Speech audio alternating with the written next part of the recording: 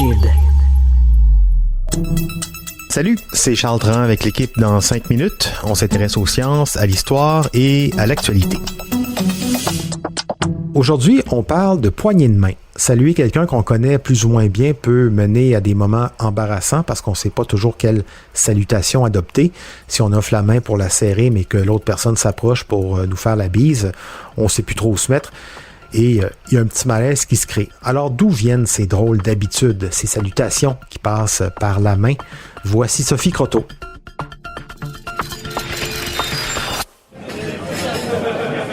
Il est souvent bien difficile de déterminer quel type de salutation adopter aujourd'hui.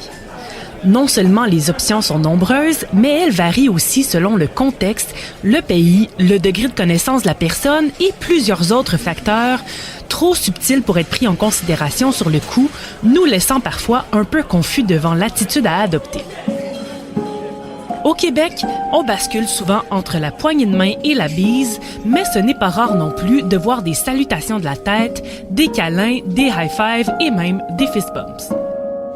Ailleurs dans le monde, des centaines de types de salutations existent, allant du frottement de nez chez les Maoris en Nouvelle-Zélande jusqu'au tirage de langue au Tibet. Par contre, la poignée de main semble bel et bien le signe de salutation le plus répandu sur la planète, au point où il est même utilisé dans certaines tribus isolées en Nouvelle-Guinée et même chez les chimpanzés et les bonobos. On ne peut pas déterminer son origine exacte, mais sa plus ancienne représentation date tout de même du 9e siècle avant Jésus-Christ, sur une gravure représentant un roi assyrien qui serre la main d'un chef babylonien.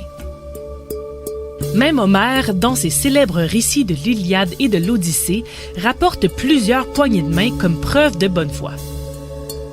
On en a d'ailleurs trouvé des traces un peu partout chez les Grecs et les Romains, comme sur des vases ou des pierres tombales.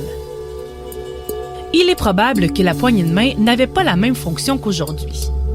Quelques théories nous disent qu'elle aurait pu être un signe de paix parce que montrer notre main vide signifierait qu'elle n'est pas armée ou qu'on ne cache pas de couteau dans notre manche.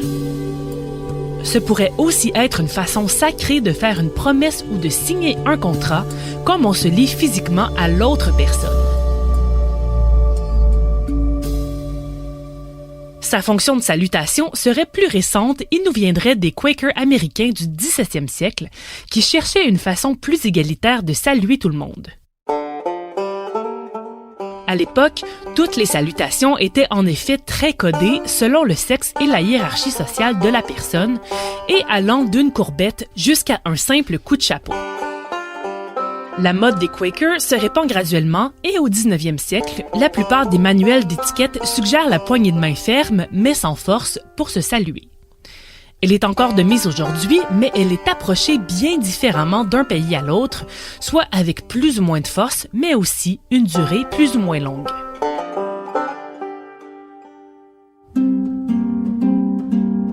La bise est aussi très répandue en France, en Amérique latine ou même aux Philippines, et peut varier d'un seul à 4 becs selon la région.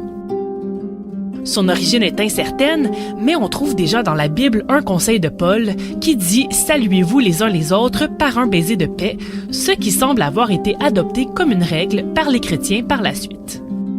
La coutume est disparue pendant la peste noire au 14e siècle, mais est revenue à la mode après la Révolution française. Quel que soit le mode de salutation, le rapprochement corporel qu'il provoque serait l'aspect le plus important de cette petite danse. En plus d'être une sorte de communication non verbale, les salutations physiques envoient des signaux chimiques à notre interlocuteur qui l'analyse ensuite inconsciemment. Une étude aurait même constaté qu'un quart des personnes sentiraient leurs mains après l'avoir serrée. Dans tous les cas, c'est un signe de confiance parce qu'on accepte de partager des germes.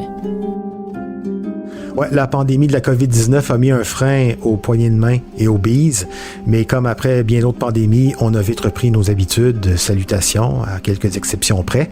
Par contre, le récent mouvement de MeToo nous a rappelé que certains gestes peuvent être excessifs ou inappropriés et causer de l'inconfort, surtout qu'ils diffèrent d'une culture à l'autre. La poignée de main me paraît juste assez intime pour signifier son ouverture et juste assez distante par rapport au bisou, mettons, pour ne pas être envahissante. Sinon, il y a les des salutations de type asiatique, sous forme d'une petite révérence de la tête. On se touche pas, mais on signifie à l'autre son ouverture et son respect. Merci Sophie Croteau, c'était en 5 minutes.